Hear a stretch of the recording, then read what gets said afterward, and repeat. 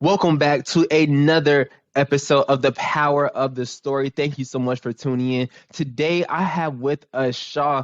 He is an influencer, co-author, and if you can see on the show right now, the video, he is a well-dressed man. He is dressed for success. So, Shaw, thank you so much for being on here today. I appreciate you taking time out your schedule. Yeah, no, I appreciate you having me, man. It's definitely a privilege and honor to be able to be in your presence and actually go through the information with you. So, yeah, I'm excited to be here. So I was looking through your Instagram a little bit the other week, and when I reached out to you, and it's very inspirational. I love your Instagram feed. Like anybody that just comes across your feed, I know they're going to instantly get inspired. So, like, what is your story? How did you get to where you are right now? Oh, man. Okay. So, the story can be real long-winded, right? But I'll Hit try and, us. okay. Well, all right. Four and 7 years ago. Nah. I started off in entrepreneurship back when I was really like, actually like 6, 7 years old now. I'm thinking about it. I used to have like car washes. I would sell my used toys, hang them on trees, make myself look different all around the block, and the parents would come and buy my stuff. Then I jumped into like high school and I started selling candy and made hundreds of dollars every single day. And then I jumped into college and then I ended up getting into network marketing with my brother because he retired at the age of 29 doing it. So I'm like, well, if he's making a whole lot of money, why not Why me? not? So I did that for about 3, 4 years, and then after a while, I'm a very big man in faith. I had like a very pivotal moment in my life where I just felt like I wasn't going in the right direction. And what I mean by that, I believed everything. I built everything on my back. I was in school full time. I had a full time job. I'm building this business, and I just think I'm a rock star. It was nothing but ego the entire way through at that point. And so one night I was driving from work to go to school. I was going and I'm attending Bowie State University now on the back road 301 where it's like literally just two roads and then everything else is forest. And so it was raining that night and I was driving, almost made it to the school, fell asleep behind the wheel with an open bottle of Hennessy in the back and flew into like this ditch going into the woods and 55 miles an hour. Thank God I wasn't harmed or anything like that. But the guy pulled me out of the car. He was like, you're lucky. Like, if you didn't turn when you did, you would have went straight into this, 50-foot tall oak tree. And so when that happened, I went into my friend's dorm room. I cried myself like to sleep and was like, God, I don't want to do it like this no more. I'm doing all the wrong things at the wrong times. And school wasn't a bad influence. It was the sphere of people that I was around at the time. Mm. I decided to bring myself back and recenter. So I decided to let go of school temporarily. Just focused on getting my faith back in order because I was like, okay, well, who do you want me to be since, I'm over here trying to control my destiny. And so over time, I prayed on it, talked to my best friend, which is my wife now, about things that I kind of love and things that I want to do. And I said, I like suits. And she was like, well, go ahead and do it. And I was like, all right, I'll figure it out. So figured it out. I'm going to just speed through it because this could be a long-winded conversation. But I figured it out. I was behind my desk at this HR company that I was working at. And just like a lot of entrepreneurs out there or aspiring entrepreneurs, the first step is the scariest step, right? It literally takes that one step to be able to get into that space. And one of my friends called me and asked how to build a business. And like I'm on the phone with her for like 45 minutes, just running down the whole thing. I'm like, you gotta do this, you gotta do this, you gotta do this, you gotta do that. And I hang up and I'm in my cubicle and I'm like, wow, how can you tell somebody how to build a business and you haven't officially done it yet, like the right way? And so I had the conversation with God behind my cubicle at 22. I was like, look, I got nothing to lose and all to gain right now. If I completely screw up in business right now, by the time I'm 25, I'll probably be like $10,000 worth of debt. And so second I said that prayer, out of the blue, I got a call and I was granted $1,000. So I'm like, oh snap, this is the real deal. Like I did. This is the sign. Yeah. And so, a lot of, when you're younger, you just get excited. You're like, okay, I can do this, I can do that, I can do this, I can do that. And I was like, wait a minute, Justin, he just gave you the money. You over here thinking about real estate, you're thinking about the suit company, you're thinking about stocks, you're thinking about all these different things. And I'm like, look, he The gave me world. exactly. So I was like, you prayed for it. Now go back to him and ask him what you want to do with it. And so, fast forward, it was suits. I used $1,000 to get my first order in to try on the garment. It fit perfect. I was like, I'm in business. Launched in September 2017. Within 5-6 weeks, I made over 5 figures and had left my full-time job already. And proposed to my wife. So it was crazy. Now, all that stuff was just all out of obedience because there was no way. My philosophy in mind was like, look, you cannot quit a job when you first start your business. It don't make sense. But out of obedience, I fasted. All those things were like, he was like, do this, do that, do that. I'm like, all right, you know what? You told me to do all this other stuff. You ain't steering me wrong now. And so, fast forward, I've been in business 5 years now. I've been fortunate to, be the co-author of the book that we're going to be talking about. I've also, done a lot of different things, speaking engagements, talked about systems and leadership, worked with Johns Hopkins, Goldman Sachs, Bloomberg, a lot of other different entities around the local marketplace. And it's just really been a privilege and honor, man. But the main thing that I kind of see is like the title of my story is really just like, I actually don't even know what I would word it. I would just, Something to think about. Yeah, I love to step out on blind faith. It's just blind faith is what always like drives me, because once I realized the confidence I was able to get from taking those steps, I know that I'm never going to have everything together. So I'm like, all right, well, anything I mess up, he's going to fix for me, or we'll work together to fix it. So I'm just like a walking person of just blind faith all day, every day, and I'm gonna just figure it out on the way. So that's the I love that of the story. I gotta ask you. So my best friend's little brother, he's in high school right now, and he was just talking to me about selling candy at school. So I gotta ask you. I'm sorry, I gotta go off topic. How are you making hundreds of dollars a day in high school selling candy? So this is so funny, right? So because everybody was selling candy in school. Well, matter of fact, there were people selling McGriddles and Big Macs at our school. They would go to McDonald's before school and just buy a bulk of them and then just flip them. Right? But so I was like, okay, well, I didn't know this was business acumen at the time. I was like, okay, Justin, how can you be different from your competitors, right? Everybody else is selling candy. You even got homie over here selling Big Macs and McGriddles. Right? How can you set yourself apart?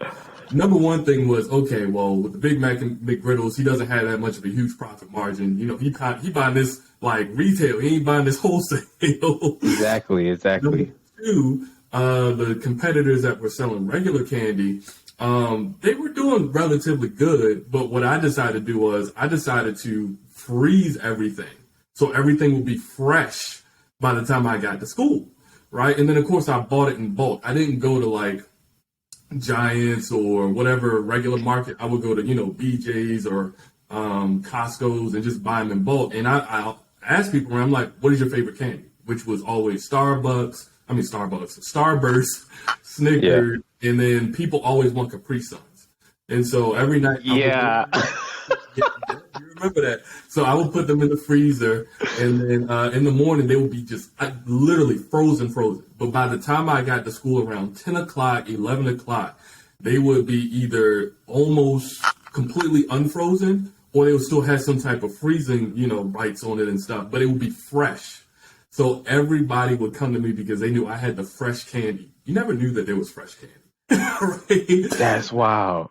Yeah. So were you carrying this in like a duffel bag, like a cooler? Like what were you? Just your normal book bag? Did you have books in there? Yeah, I did have books. So I was a kid with the big book bag. So I had like the 24 different compartments. I had the main part for my regular stuff, and then the one in the middle had all of my snacks and stuff. And if I needed to, in between classes, I would go to my locker, grab it, re-up, and then just keep on moving. So by the time lunch came, I was already sold out. I'm like, sorry, guys. Only thing I regret, though, my brother challenged me to do it. He said, it's time to duplicate yourself. You got... You actually want to have workers for you in high school. Man, listen, I was like, bro, if I was an effective manager, I would have did it. But I knew I couldn't trust anybody to really do that for me. So, I was making, like $125, $150 a day, and the candy every single day would only cost me like $40, $50 that was in my actual book bag. So I was turning profit between $75 to $100 a day in high And school. this has been your mindset from like elementary, middle school. Did you sell anything in middle school? I don't know if I heard anything about that. Did I you? didn't sell anything in middle school, but I will tell you that this is completely random. I was a super nerd playing video games. So it was like seasons, right? So Mhm. in elementary school and stuff, I was selling my toys and stuff in the front lawn. In middle school, I was playing all these crazy games online where, there were multiple users and all this, and I was building organizations there. And so I was learning how to build organizations and delegate certain things to everybody. And by the time I got to high school, I started selling candy because that's when my brother was like, yo, you got to start selling candy, get some money. And then I was scared to actually follow through with the duplication in high school because I'm like, I can't trust these kids. So I've literally Mhm. been kind of learning little by little as I've been growing up. And I never even realized it. It's almost aha how in depth it really is when I talk about it out loud. Yeah, it is. So I could definitely see why when you were thinking about that $1,000, you were like, I can do this, I can do that. I can see why you had that confidence in yourself because it's not like that was the first time you had seen. You probably made $1,000 easily in high school selling candy, easily. So it's like if anything else, you can find a way to make money on the corner legal, like selling legal stuff, right? To get your money back. So, like moving forward, I can see why did you say step out on faith? Because when you said that, I started thinking about crazy faith. I don't know if you've ever heard that sermon before. Yeah, so actually, so Michael Todd has a book on that or something, right? Or it's like some sort. Yeah, so I've heard of Yeah, something like that. But I basically said like walking out on blind faith, not knowing that's what you what's said. I'm going sorry. on, but I just know it's always gonna work, work together at the end of the day. So yeah. So walking out on blind faith, how does that? What is that? Where's the bridge between that and your book or your co-author project? Because for a lot of people want to write a book. They want to be a part of a co-author project. They want to write their own solo book, and they keep that idea in their head, but they never actually get it on paper. And if they do get on paper, rarely does it ever get published. So what was that gap?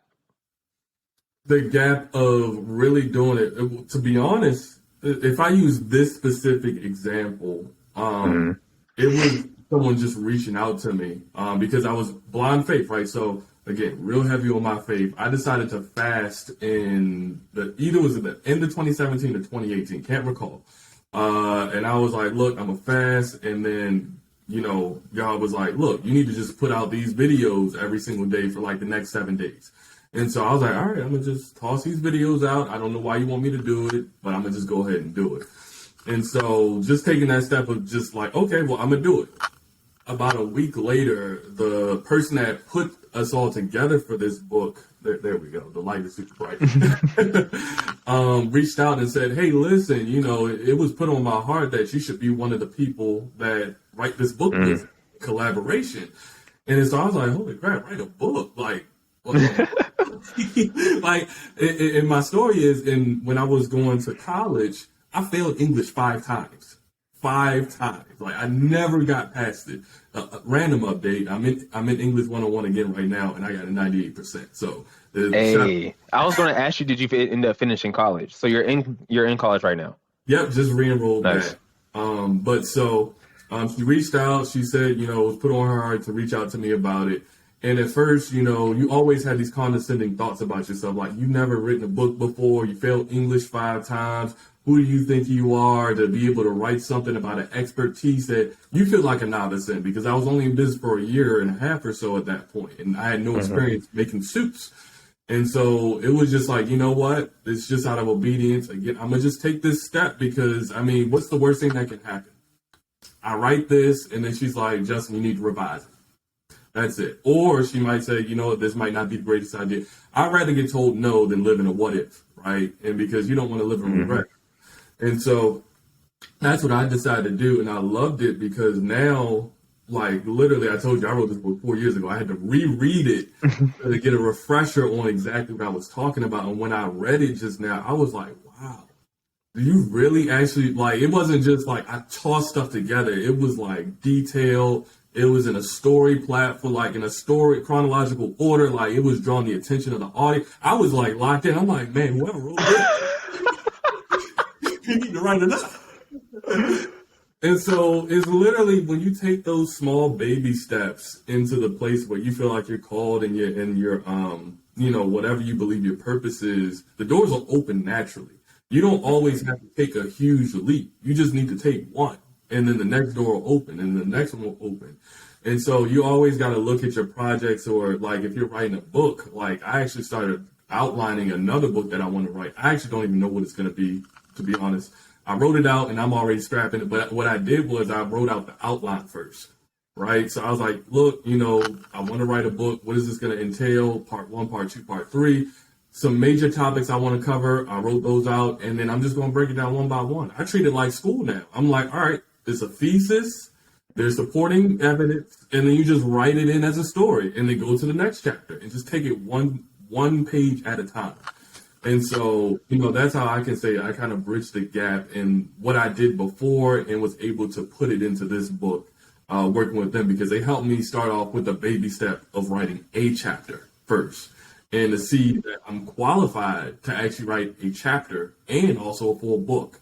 And so a lot of times we don't need to take the huge leap. We just need to take a single step in order to build that confidence, because confidence doesn't come from the huge ones, because if you screw up, then it's bad. But if you take that one step, make an adjustment on, the things that you messed up on, you just pivot and then you just keep going forward.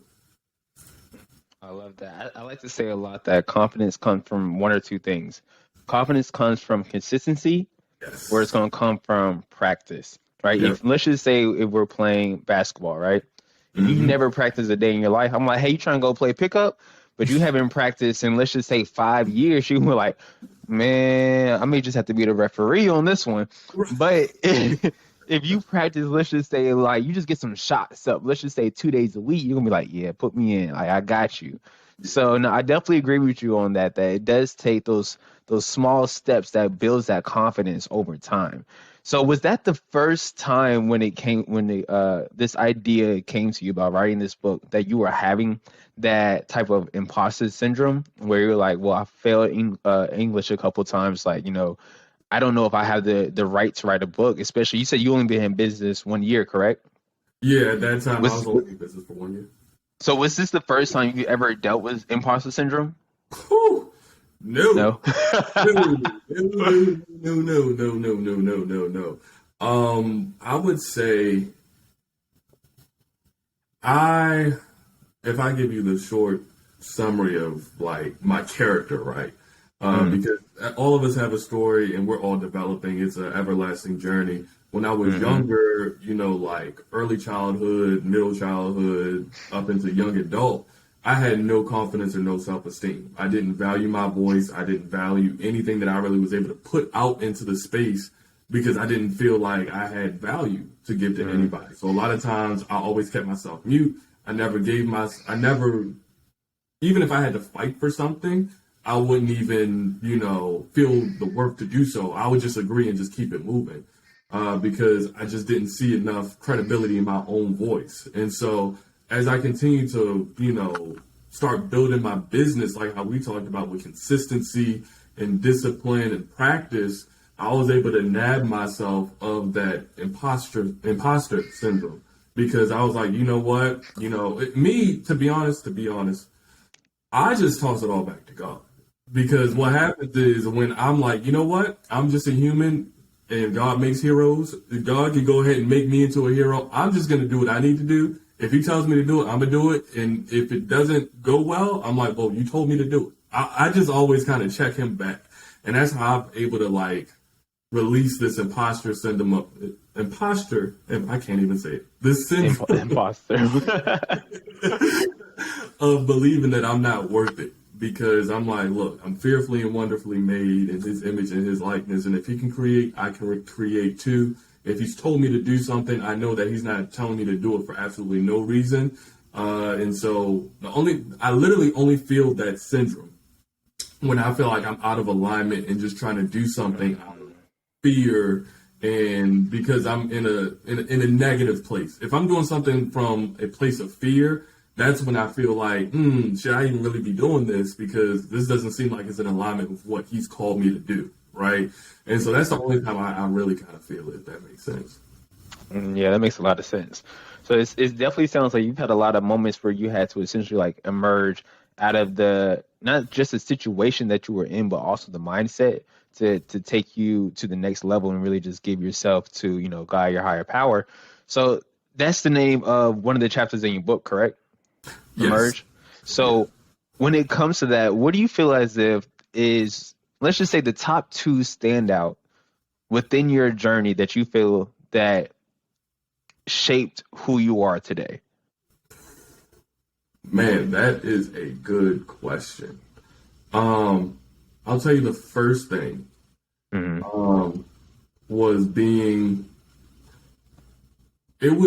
battle tested, right? And what I mean by that is when we start going through our journeys and our process of where we see ourselves, when we get that adversity, we feel like this is pushback to saying that should we even be doing this? I don't know if this is the right way to go. I keep hitting all these roadblocks. I don't even know if this is the right way. But uh, over time, what I ended up realizing is those are your preparation periods, right? Because for the platform that you're supposed to be at, there comes a heavy weight with that platform, right? And somebody said it best right now. It's easy to get a movement, but it's the integrity of that movement that you have is so critical because if it's not on the right foundation, you could be leading people the wrong direction, right? Because Hmm. social media now, we have anybody could be an influencer, like from just out of nowhere. And so it's easy to build a following, but if it's not on a good foundation, then it can fall really quick and you can burn a lot faster. And so mine was embracing being battle tested because I know now every time that I'm going through something, I'm like, what am I supposed to be learning in this season? Because I need this to be able to get to where I believe is the next space. So, like for instance, with my company, Shaw's Covenant, where we make custom suits, and that's why in the book that was the main thing I talked about. When I first launched, I made a whole lot of money in the beginning, but the thing was is that when I first started, no experience, I had to make a bunch of alterations to a lot of different things. And so what ended up happening was, one, I didn't know that that was just part of the game too, because I didn't have no experience that I had to make alterations because suits never come back perfect.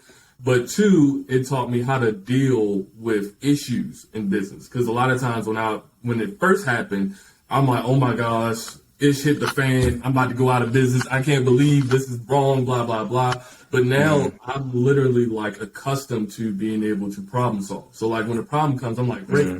how do we fix this? Like, because there's always something that I'm going to gain from this, right? Because it helps you mold you for the next place that you're supposed to be. So that was the first thing. I'm starting to embrace the battle, right? The Hmm. second thing was that second thing.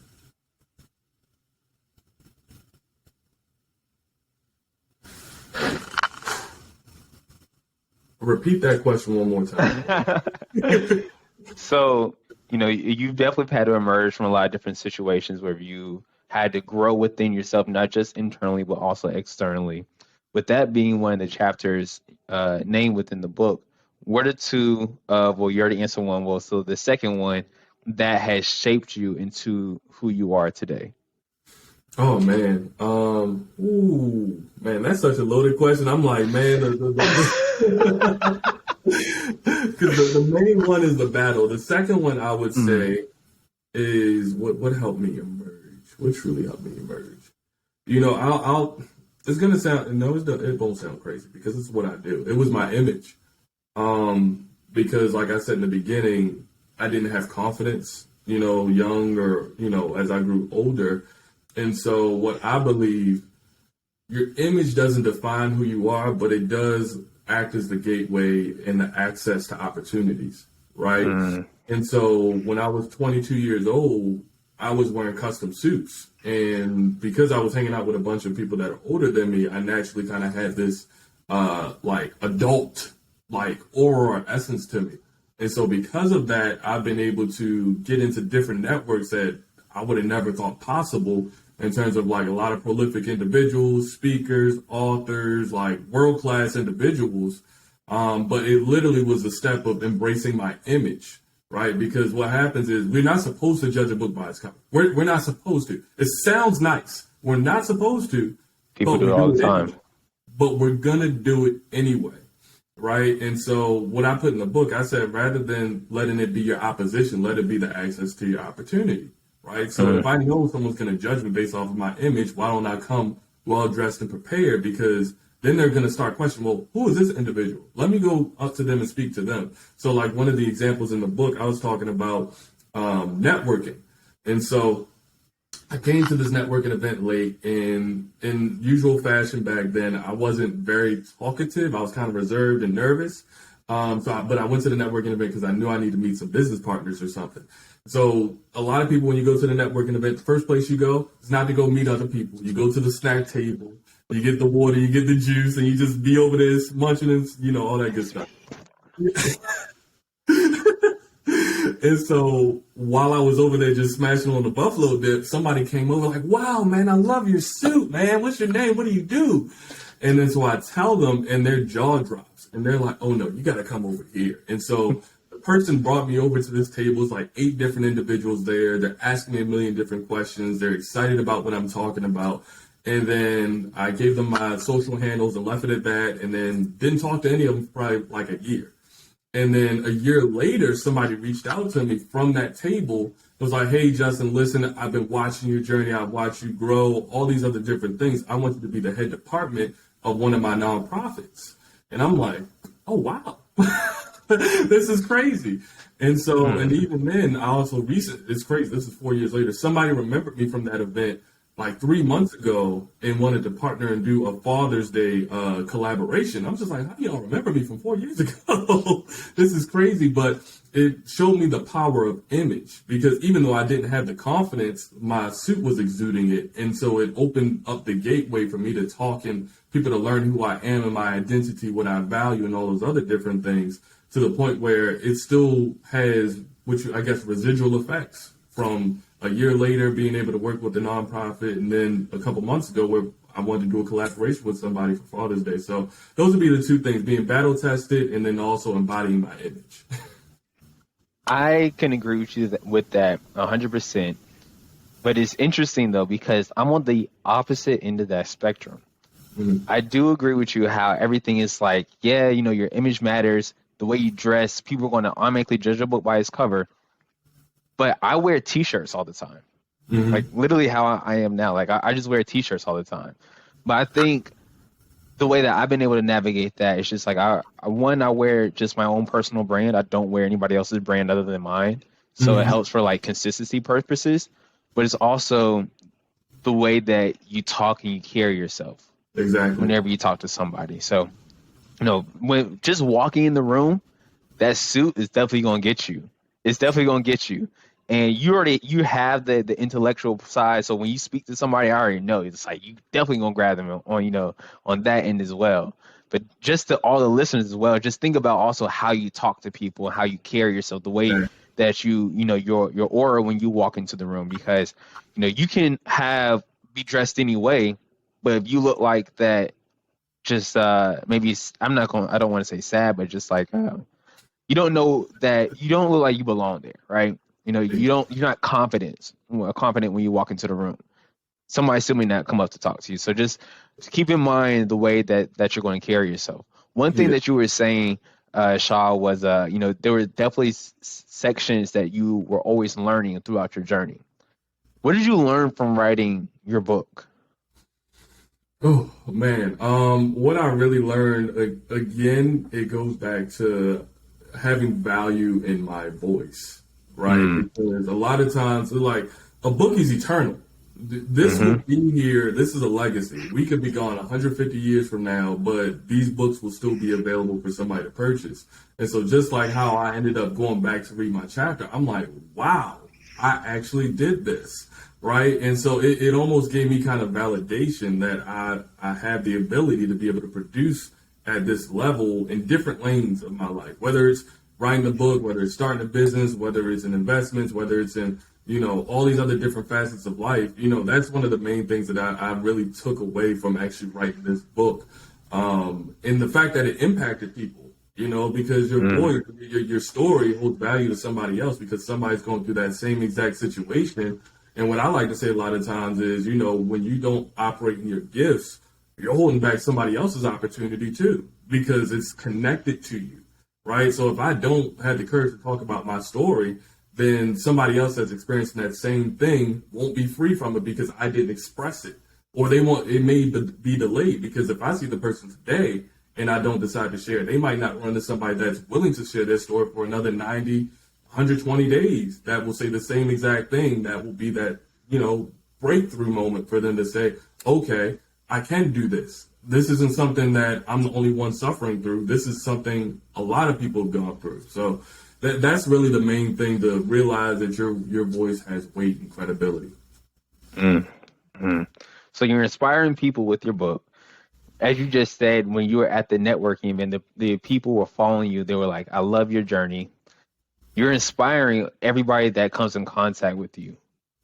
But who's inspiring you? Oh, man, that's a really good question because it's a lot of different people. I'm fortunate for the space that I'm in, specifically in making custom suits, working with a lot of executives, CEOs, entrepreneurs, speakers, all that stuff. And so they instantly, anytime I'm in the room with them, they just make me think bigger, right? Like, so for example, I have a client that's basically a mentor to me. I almost feel bad selling him suits because I'm like, you give me so much, I should just be giving this to you for free, right? And so like he'll tell me, I remember he took me to this golf course earlier this year. And so he's telling me about all these different things. So, I'm on the golf course and I'm like, man, this country club is real nice. How much is it? And then he told me how much it was. And he said it so casually. I'm like, I don't know who you think I am, but I cannot afford that. Right. And How much was it? I'm curious.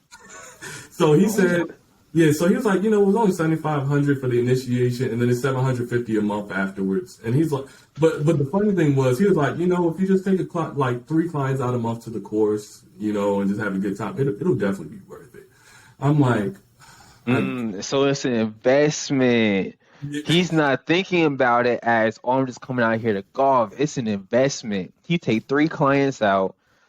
Okay, what's that, about 200? Around the top of my head, let's 250 per client that you're spending on. And if you're closing deals that, I'm going to assume 5-figure clients, I'm pretty sure he's not taking 4-figure clients out there. It's that's a good ROI. And then the bigger thing is that, while we're sitting there waiting to actually go on the course, we meet this developer in New York City, like a developer of like all the car dealers, location. Because my client is involved in the auto industry where he does consulting. And so he's over here connecting dots like, yeah, I know such and such. I know such and such. You're like, yeah, that's good friends of mine. And so you hear like how much they do. And I'm just sitting there, I'm like, I look like a caddy right now. Just like, wow. And so I say all that to say, being in this field of work, I get to meet individuals like that because they expand my thinking. Hearing like some of the deals that he's done has helped me go into other industries now and not be afraid to charge the prices that he charged. Because I'm like, the way that I think, I'm like, well, actually, I realize other people don't think like this. So maybe I should create the blueprint, show people how to do it, or do it for them on their behalf, and then just put a dollar fee around it, because what's more valuable than your money is your time.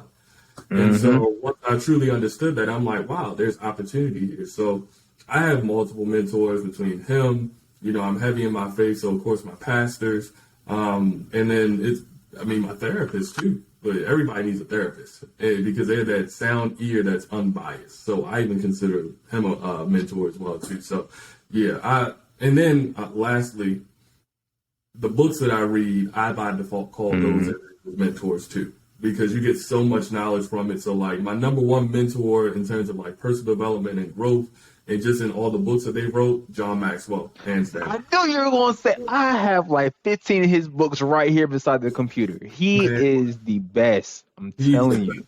Yeah, and so like I'm even planning on doing his leadership certification program too, because I'm like, it's just no point in me just reading all these Yeah, books. He will give you the nuggets and take it go to the next for it. level. So I know yeah, somebody that did that. Go for it. yeah, it's What's your definitely. favorite book by him? So mine is the 15 Invaluable Laws of Growth. Couldn't say what I wanted to say, but I agree with you on that. Facts. Man, because everybody needs a personal growth plan. Yeah. You either grow by default or you grow through intention. And if you don't Mm-hmm. intentionally grow every single day, not reading a whole book every single day, you can read 2 pages a day. It's like we said, it's about consistency. You naturally Mm-hmm. thinking like that. And when you commit to something like that, your life literally changes, whether it's in 90 days, 120, just being persistent in the small things. So yeah, that's my favorite book. That's my favorite one. 100% agree. Whenever I introduce somebody to John C., I'm like, just read 15 Invaluable Laws of Growth. If you don't want to read another book by him after that, I don't know what to say. I Yep. just Yep. don't know what to say. So, lastly, Justin, what is one piece of advice that you want to leave all of the audience with today? Something that, is either coming from your heart or that has changed your trajectory that somebody told you. Man, that is a really good question.